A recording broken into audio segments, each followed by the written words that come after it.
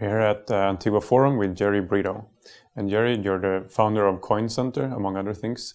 Can you tell us what that is and also why you decided to found it? Sure. So Coin Center is a research and outreach and advocacy center in DC focused on the government policy that's facing cryptocurrencies like Bitcoin. And really, before Coin Center, there was no central organization that could answer policymakers' questions about what Bitcoin is, why it matters, and how regulation will affect it. And so some folks from Silicon Valley, from Wall Street, who are investing in Bitcoin. And so as a result, they want to make sure this technology can thrive without regulation really hampering it. And I got together and we decided to start Coin Center. What role do you think that cryptocurrencies can play in advancing liberty? You know, there's several reasons why cryptocurrencies are important to liberty. A very simple to understand one is that cryptocurrencies are censorship resistant. So if you think about payments before Bitcoin, you always had to employ a trusted third party, like a bank, like PayPal. And these intermediaries could decide whether you were allowed to send money to a person or not. With Bitcoin, that's not possible. If you have a Bitcoin wallet, and I do too, I can send you money, and a government or a company can't stop us from having that trade, that transaction. So that's very important for liberty and for free speech. Beyond that, cryptocurrencies will bring sort of access to financial services to billions of people around the world that today don't have access. Most people around the world don't have access to credit cards, don't have access to banks. And so they're insecure because their money, they're having to keep it under their mattress. They have no good way of saving. So it's very difficult to get out of poverty. And number two, trade, especially cross-border trade, is limited because there's no easy way to have cross-border payments that don't take a long time, that aren't expensive. And finally, related to that is remittances. Remittances today from the developed world to the developing world is billions of dollars, and it's very, very expensive. Using something like Bitcoin, it becomes much cheaper. And so again, that will help prosperity and will help security for the world as well. And besides your interest in cryptocurrencies, you also have a strong interest in regulations and transparency. And you founded two organizations related to that. Can you tell us what they were doing and why you decided to found them? Sure. So these weren't so much organizations as they were projects that were sort of experiments in what I like to call sort of applied research. So my theory was that you could use the internet and crowdsourcing in order to force transparency, and through transparency, get results in government. And so the two organizations you're referring to are Open Regs, which is it was a project that took new regulations that were being proposed in the U.S.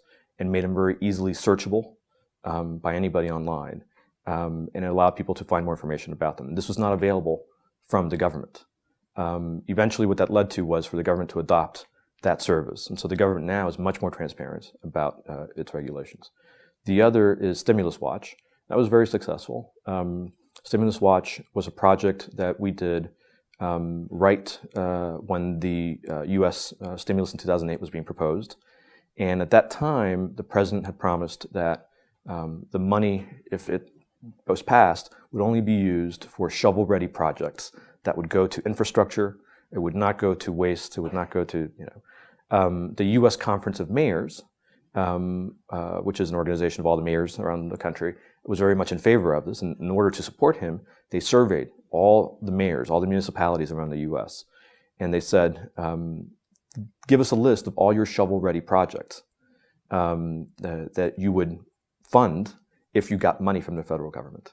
And so they produced this giant report with thousands and thousands and thousands of projects that the money would go to. It was a PDF. It was difficult to go through.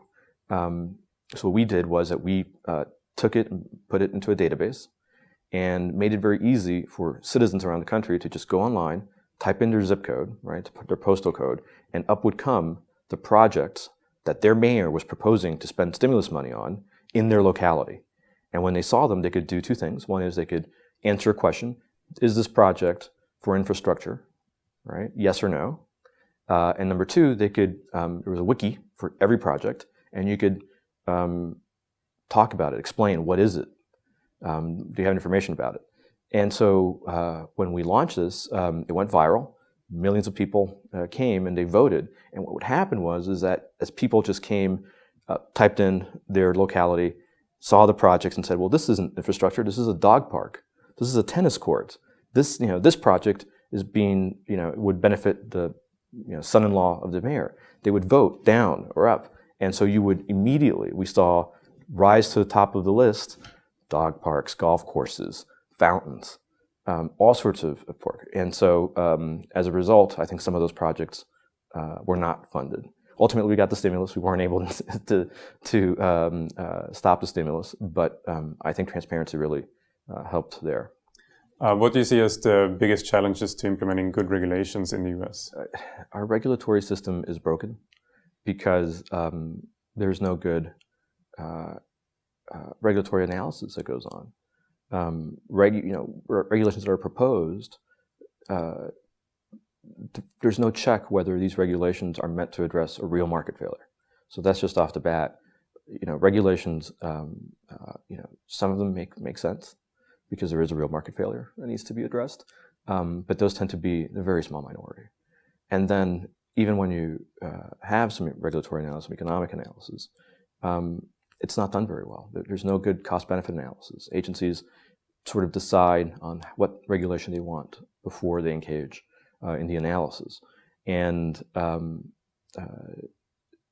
you have an office like OIRA, which is at the White House, which is supposed to check agencies, but they're understaffed, which is funny, right? This is the one government agency that I've ever heard of where over the past 20 years, their budget and their staff has decreased, which is the agency in charge of making sure that there's good cost-benefit analysis happening at all the other agencies. So to me, I think that's a big issue with why we get such terrible regulation. And then, of course, you have public choice issues where regulation is a way for Congress to not take responsibility. They decide they want to do something that favors a particular group, but they don't do it themselves. They sort of command a regulator to come up with the details, and then they don't take responsibility. And if it doesn't go well, then they yell at the regulator. So in many ways, this is why I'm working on things like Bitcoin, because I'm a little frustrated with reform of the existing institutions. So rather than reform the existing institutions, I think there are things we can do that sort of obsolete those institutions. If you think about something like Uber in the US, I think it's a great example of how we can overcome these barriers. So I'll just give you an example. Why did we have taxi cab regulation? Why did we have controls on the number of taxis and licensing of those taxis? Well, the answer is that there was a market failure there. There was a information asymmetry. When you got into a cab, you didn't know who this person was, if they were a criminal.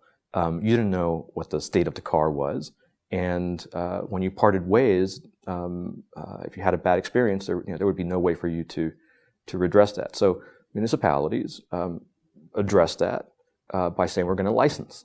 And so when you got a license, they checked whether you were a criminal. They had standards for your car, etc. So that kind of made sense. Of course, that whole process was hijacked, and you could use it to limit the supply of taxis, etc. So here along comes Uber, and Uber solves the information asymmetry problem through software.